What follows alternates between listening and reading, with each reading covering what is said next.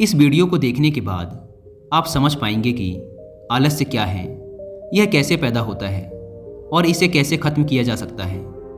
एक बार आलस्य से परेशान एक व्यक्ति गौतम बुद्ध के पास आता है और कहता है, बुद्ध, मेरे अंदर बहुत आलस्य है। मैं इस आलस्य की वजह से अपने जीवन में वो सब कुछ नहीं कर पा रहा जो मैं करना चाहता हूँ। इस आलस्य ने मुझे बहुत परेशान कर रखा है।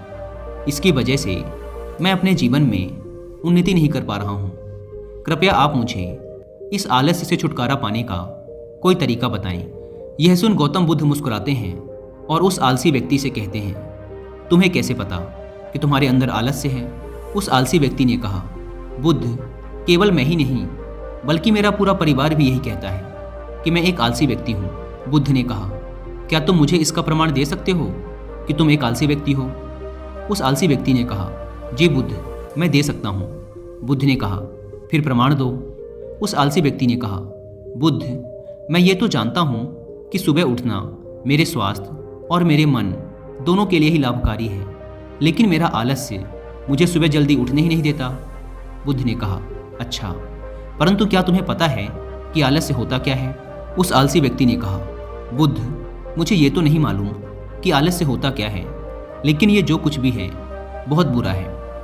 बुद्ध ने कहा, आलस्य एक मानसिक अवस्था है, एक भाव है, एक विचार है जिसे जाने अनजाने में हम इंसान खुद ही अपने अंदर पैदा करते हैं। आलसी व्यक्ति ने कहा, परंतु वो कैसे बुद्ध? बुद्ध ने कहा, पहले तो तुम ये समझो कि हमारे भीतर आलस्य दो कारणों से पैदा होता है। पहला कारण है शारीरिक और दूसरा कारण है मानसिक।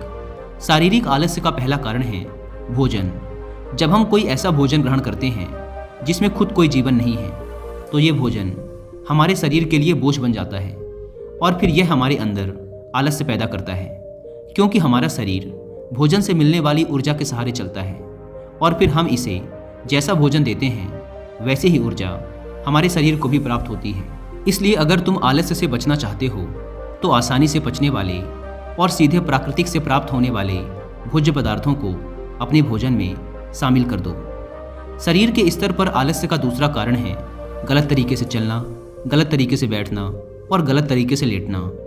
गौतम बुद्ध ने आश्रम के भिक्षुओं की तरफ इशारा करते हुए उस आलसी व्यक्ति से कहा, अगर तुम ध्यान से देखो तो तुम्हें आश्रम के इन भिक्षुओं के चलने, बैठने और लेटने की अवस्थाओं में एक विशेष प्रकार का संतुलन नजर आएगा।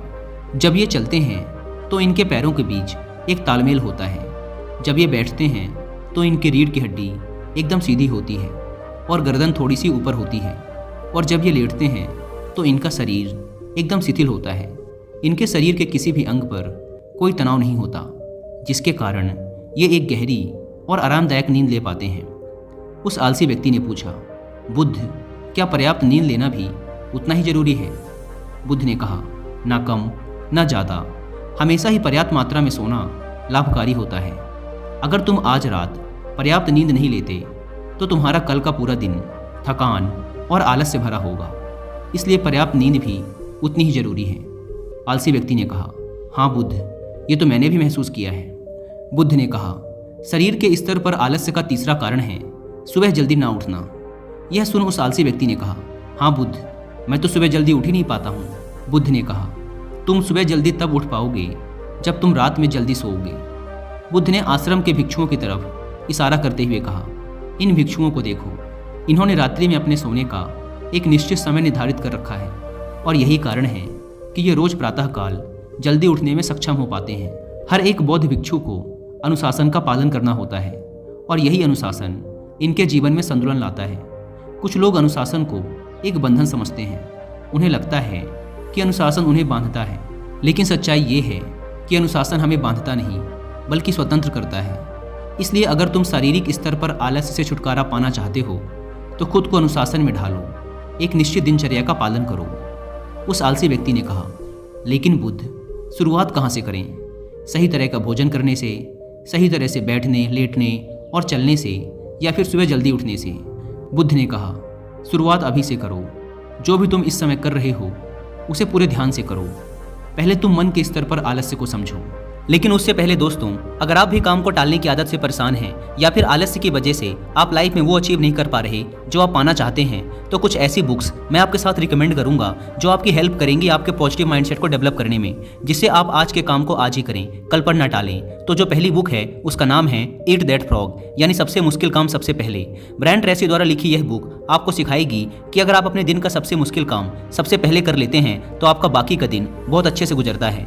अगर आप सुबह जल्दी ना उठने की वजह से परेशान रहते हैं और आप सुबह जल्दी उठना चाहते हैं तो इस आदत को डेवलप करने में आपकी हेल्प करेगी रॉबिन शर्मा द्वारा लिखी यह बुक जिसका नाम है 5 AM क्लब। एक तीसरी बुक है जिसका नाम है द पावर ऑफ हैबिट। इस बुक को पढ़ने के बाद आपका माइंडसेट एकदम बदल जाएगा और आप जान पाएंगे कि आज के काम को आज ही करने की एक छोटी सी हैबिट आपके लाइफ को कितना आसान बना देगी। अगर आप चाहें तो इन तीनों ही बुक की हिंदी में बुक समरी भी सुन सकते हैं कुकू FM ऐप पर। कुकू FM इंडिया का leading and fastest growing audio book platform है, जहां पर आप एक बुक से भी कम की कीमत पर हजारों बुक्स को ऑडियो फॉर्मेट में सुन सकते हैं, वो भी अपनी मनपसंद लैंग्वेज में। नॉर्मली इसके 1 साल का सब्सक्रिप्शन पड़ता है 399 रुपीज़ का, लेकिन इस अम्बेडकर जयंती के अवसर पर कुकू FM के एनुअल सब्सक्रिप्शन पर 50% डिस्काउंट का ऑफर चल रहा है। इसलिए आप 1 साल का सब्सक्रिप्शन ले सकते हैं सिर्फ 199 रुपीज़ में, अगर आप यूज़ करते हैं कूपन कोड BR50। लेकिन यह कूपन कोड सिर्फ 17 अप्रैल रात 12 बजे तक ही वैलिड है। Link description and pin comment पर दी गई है, आप वहां से ऐप को डाउनलोड कर BR50 कूपन कोड का फायदा उठा सकते हैं। बुद्ध ने कहा, मन के स्तर पर आलस्य का पहला कारण है हमारी पुरानी गलत धारणाएं। जब हम किसी काम के लिए खुद को काबिल नहीं समझते तब हमारे भीतर आलस्य पैदा होता है। अगर हमारे मन ने यह विश्वास कर लिया कि पिछली बार की तरह इस बार भी मैं इस काम में असफल ही होऊंगा, तो उस काम को करने में हमें आलस्य आएगा। जबकि हम खुद को ये नहीं समझा पाते कि पिछली बार और इस बार में बहुत फर्क है। अब हम मानसिक तौर पर वो नहीं हैं जो पहले थे। हमने पिछली हार से बहुत कुछ सीखा भी है। इसलिए मानसिक आलस्य से बचने के लिए सबसे पहले खुद पर विश्वास करना सीखो। मानसिक आलस्य का दूसरा कारण है छोटी सोच वाले और आलसी व्यक्तियों का साथ करना। कई बार ऐसा होता है कि हम खुद आलसी नहीं होते, लेकिन कुछ आलसी और कामचोर लोगों के साथ रहते रहते हम खुद भी आलसी और कामचोर बन जाते हैं। यह सुन उस आलसी व्यक्ति ने कहा, हाँ बुद्ध, ये तो मैंने भी महसूस किया है। बुद्ध ने कहा, तो सबसे पहले आलसी और कामचोर लोगों की संगति में रहना छोड़ो। बुद्ध ने आगे कहा, मानसिक आलस्य का तीसरा कारण है काम को टालने की आदत। काम को टालना आलस्य और मानसिक तनाव का सबसे बड़ा कारण है। शुरुआत में तो हमें पता नहीं चलता, लेकिन धीरे धीरे ये आदत हमारे अंदर घर कर जाती है और ये एक अकेली आदत ही किसी भी इंसान की ज़िंदगी बर्बाद करने के लिए काफ़ी है। इसलिए जो काम आज किया जा सकता है उसे कल पर कभी ना टालें। बुद्ध ने कहा, मानसिक आलस्य का चौथा कारण है लक्ष्य का स्पष्ट ना होना। मान लो तुम किसी बड़े से रेगिस्तान में फंस चुके हो और तुम्हें जोरों की प्यास लगी है, तब तुम क्या करोगे? उस आलसी व्यक्ति ने कहा, मैं पानी की तलाश करूंगा। मैं कोशिश करूंगा कि जल्द से जल्द रेगिस्तान के पास वाले गांव में पहुंच जाऊं। बुद्ध ने कहा, लेकिन अगर बहुत कोशिश करने के बाद भी तुम्हें पानी ना मिले तब? उस आदमी ने कहा, मैं तब भी प्रयास करता रहूंगा, क्योंकि मेरे पास और दूसरा कोई विकल्प ही नहीं होगा। गौतम बुद्ध ने मुस्कुराते हुए कहा, इंसान को आलस्य तभी घेरता है जब उसके पास कोई स्पष्ट लक्ष्य ना हो या फिर उसके समक्ष बहुत से विकल्प उपलब्ध हों। इसलिए लक्ष्य का निश्चित होना परम आवश्यक है। अगर तुम सुबह उठकर व्यायाम नहीं कर पा रहे हो तो उसका कारण तुम्हारी नज़र का स्पष्ट ना होना है। अभी तुम भविष्य में होने वाले रोगों और उन रोगों से होने वाली पीड़ा को स्पष्ट रूप से महसूस नहीं कर पा रहे हो। बुद्ध ने आगे कहा, मन के स्तर पर आलस्य का पांचवा कारण है किसी काम को करने की कोई बड़ी वजह ना होना। मान लो तुम बहुत से कीमती गहने लेकर एक सुनसान रास्ते से गुजर रहे हो। तुम चलते चलते बहुत थक चुके हो और तुम्हारा बैठने का मन कर रहा है और तुम एक बड़े से पेड़ के नीचे आराम करने के लिए बैठ जाते हो। तुम अभी बैठे ही थे कि तुमने देखा कि दूर से कुछ डाकू तुम्हारी तरफ भागे आ रहे हैं। तो क्या ऐसी परिस्थिति में भी तुम्हारा आलस्य तुम्हें भागने से रोक सकेगा? नहीं ना। तो मेरी एक बात को समझो, तुम्हारा आलस्य केवल तुम्हें उन्हीं कामों को करने से रोक सकता है जिन्हें करने की तुम्हारे पास कोई बड़ी वजह नहीं है। वह आलसी व्यक्ति कहता है, आपका बहुत बहुत धन्यवाद बुद्ध, आपसे मुझे आलस्य का सारा खेल समझ आ गया।